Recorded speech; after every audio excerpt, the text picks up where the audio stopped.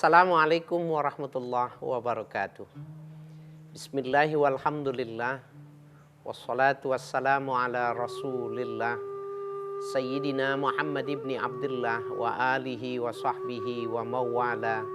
La hawla wa la quwwata illa billah, amma ba'du. Para pemirsa, Assalamualaikum Nusantara dimanapun Anda berada.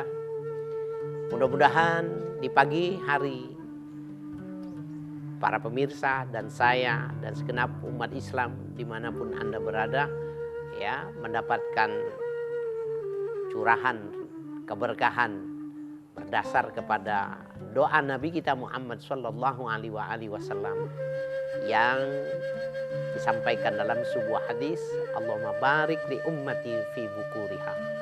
Ya Allah, berikanlah keberkahan kepada umatku di pagi hari. Para pemirsa dimanapun Anda berada, pada kesempatan ini kita ingin membicarakan dua sisi yang ada pada dimensi keagamaan. Artinya boleh kita katakan bahwa agama Islam itu adalah bidimensional. Agama yang punya dua sisi. Satu sisi agama itu berdimensi ta'abbudi. Hal-hal yang sifatnya ibadah dan itu tidak bisa diganggu-gugat. Dan sisi yang lain, agama itu adalah ta'akkuli. Ya, bisa dipikirkan. Atau dengan kata lain, agama salah satu sisinya adalah rasional, di sisi lain adalah irasional. Nah, rasional dan irasional dalam agama Islam, dalam dua sisi agama itu, bagi orang Islam siogianya harus diletakkan secara proporsional.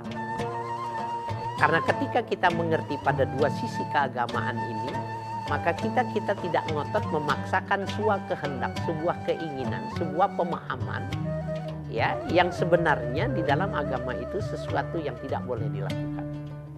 Kita ambil contoh. Hal-hal yang sifatnya ta'abbudi, artinya hal-hal yang sifatnya menyangkut ibadah, maka hak mutlak itu Allah yang menentukan dan tidak bisa ditafsirkan lagi ya dengan begini dan begitu, dalam artian tidak perlu dilakukan ijtihad terhadap model dan bentuk dari ibadah yang sudah Allah tentukan. Kenapa maghrib 3 rakaat, subuh 2 rakaat, asar 4 rakaat? Ini sifatnya ta'abbudi. Tidak boleh orang melakukan ijtihad pada hal-hal yang semacam ini. Tetapi ketika Rasulullah membayar zakat, yang dibayar zakatnya itu adalah kurma, yang dibayar zakat itu adalah gandum, maka kurma dan gandum ini diartikan qut, makanan pokok. Berarti zakat ini adalah amrun ta'akkuli. Orang Islam di Indonesia ketika mau bayar zakat tidak membeli kurma, tetapi membeli beras ya untuk dijadikan zakat fitrah. Orang yang ada di Papua, saudara-saudara kita yang muslim yang memang kehidupannya makan sagu, maka dia nggak boleh beli beras. Dia memberi sagu sebagai ya alat untuk melakukan bayar zakat fitrah. Ini adalah ta'akkul. Kalau kita pernah mendengar sebuah pemikiran yang sangat progresif, bagaimana akibat terlalu banyaknya korban. Beberapa waktu yang lalu ada korban ya haji begitu sangat banyak. Ya, karena banyaknya jamaah yang wafat karena tertimpa ya alat pembangunan pada waktu itu. Maka usulannya bagaimana ibadah haji itu dilakukan 3 kali dalam setahun. Ya, supaya tidak terlalu banyak orang melakukan ibadah haji dan supaya terhindar, supaya tidak terjadi kecelakaan. Pemikirannya bisa jadi rasional, tetapi karena sudah masuk hal-hal yang sifatnya ta'abbudi, maka pemikiran yang semacam ini tidak bisa diterima. Ya, bahkan ini dianggapnya tidak proporsional memasukkan hal-hal yang ta'abbudi pada dimensi yang ta'abbudi. Nah, para pemirsa dimanapun Anda berada, jadi betapa memahami dua sisi ini menjadi sangat penting. Apa kaitannya dengan hal-hal yang kita ingin bicarakan yang padahal bersifat ta'akuli, bahwa ternyata Allah Subhanahu wa taala melalui Nabi kita Muhammad sallallahu alaihi wasallam ketika menyampaikan sebuah syariat ternyata rasional.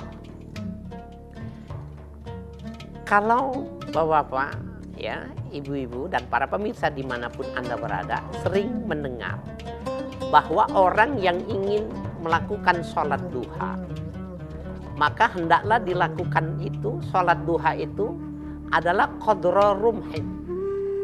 Kalau kita baca kitab-kitab ya fikih, maka ulama memberikan sebuah gambaran, ukurannya itu adalah qadra rumhin.